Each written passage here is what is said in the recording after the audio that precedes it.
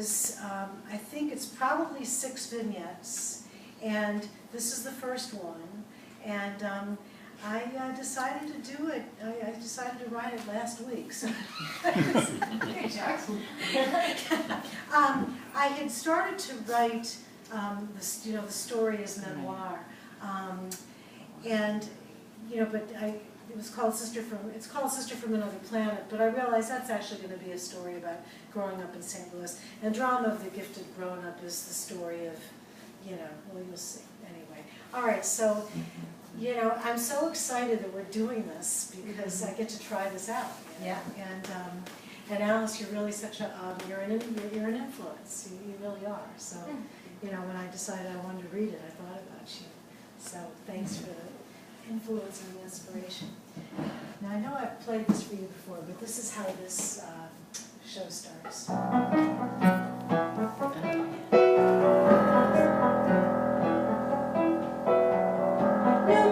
I don't know what's in store. Every day it's an open door, and all the do or dies I had before, none of it matters anymore. And if you toss and turns me, I've got the key, I know I'm free. I look at life through the eyes of the innocent child.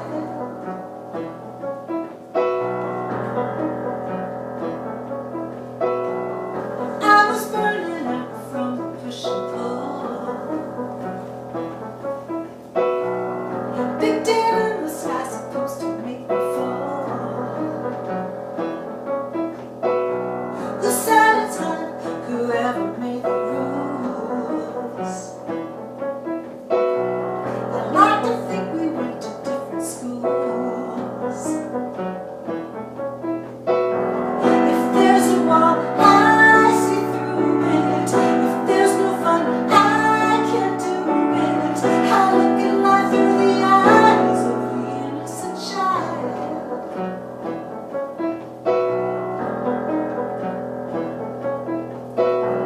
And yes, I know I have far to go. Yes, I admit it feels slow. Watching the dream unfold, I'd rather fantasize through the eyes of the innocent child.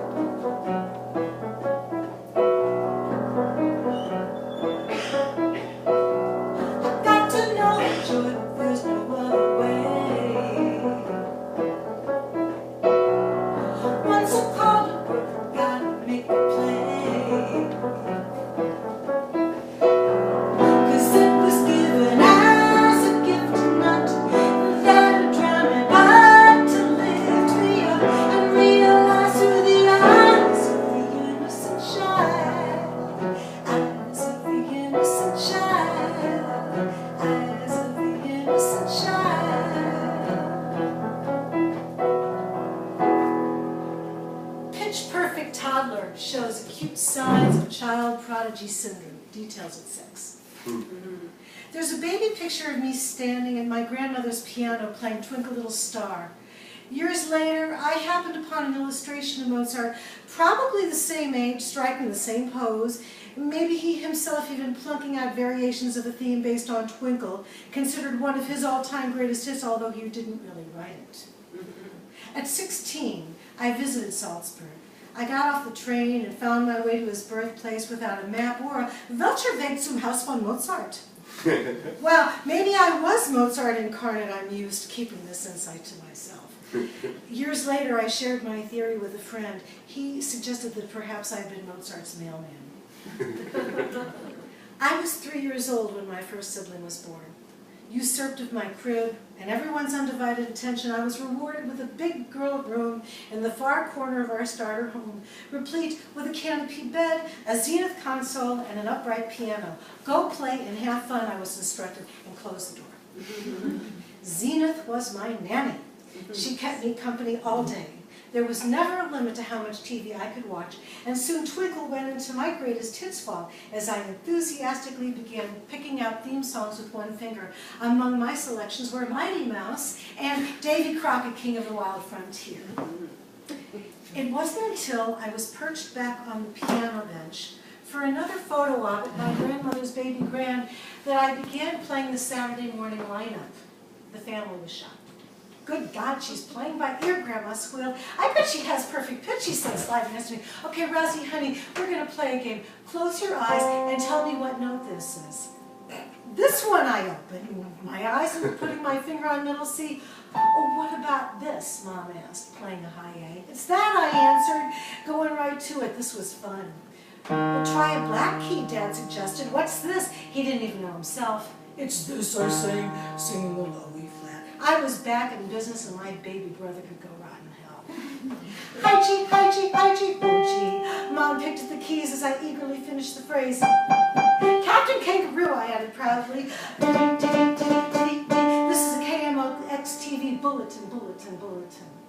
The room suddenly got quiet. Jesus Christ, what are we going to do with her, the grown-ups murmured, as my 15-minute window of fame shifted into red alert. In our home, there was always a steady stream of classical music from which I, too, could have plucked out variations.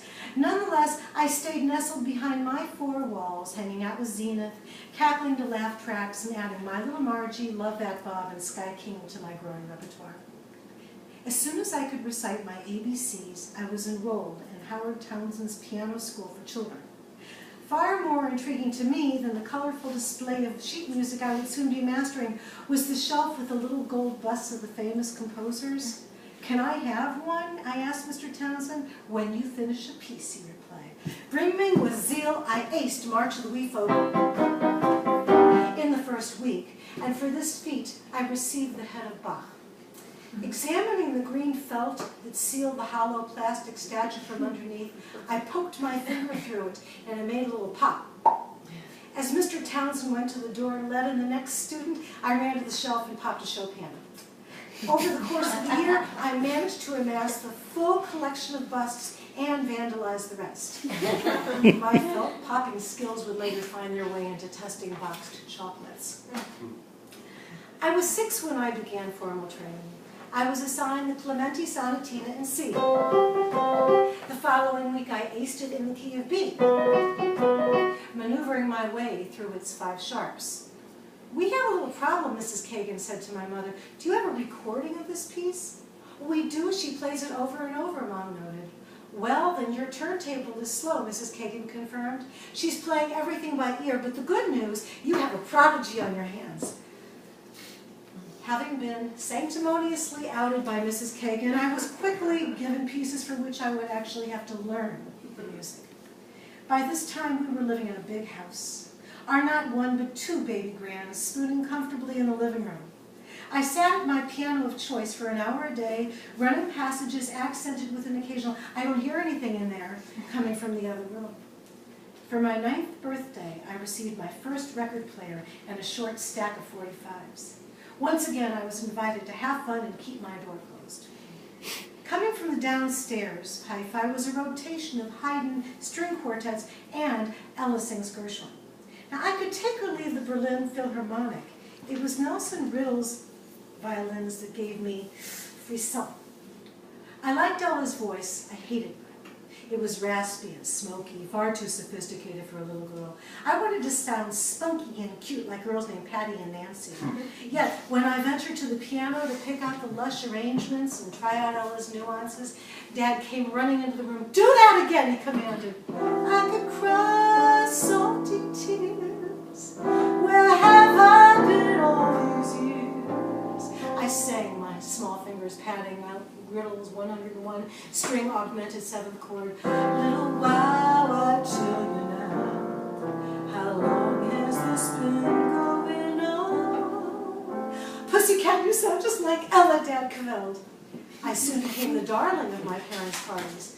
dropping in after everyone had had a few highballs. I would knock back some Gershwin, inhale a plate of shrimp cocktail until Mom shooed me upstairs to babysit my now 3 siblings. I strategically timed these impromptu performances around Dobie Gillis, my new favorite show with my new favorite theme song, Dobie, she's gonna be a star. I could hear my parents' friends coo as I bounded up the grand staircase. Into my early tweens, I half-heartedly practiced alongside an alarm clock for which time stood still. Mrs. Kagan had long since moved to New York, and I was spitting out teachers right and left. And speaking of spit, I recall Mrs. Mitchell, for whom I could not get past the saliva buildup. I'd cringe as she'd lean in to correct me, her bosom's banging into the side of my head from schlitzing across the face. It was Mrs. Mitchell who delivered my mother the grim news. Rozie is not cut out to be a concert pianist. Well, then what am I supposed to do with her, Mom? Let her play what she wants. And so my family gave up on me as I ran my fingers full throttle through the Motown sound. Entertain your friends, Mom said. I'll make you popular at parties. I did return to piano lessons in my senior year of high school, long enough to brush up on a little Debussy piece I had performed in 4th grade. I was going to use it to audition for Sarah Lawrence College. And that's that.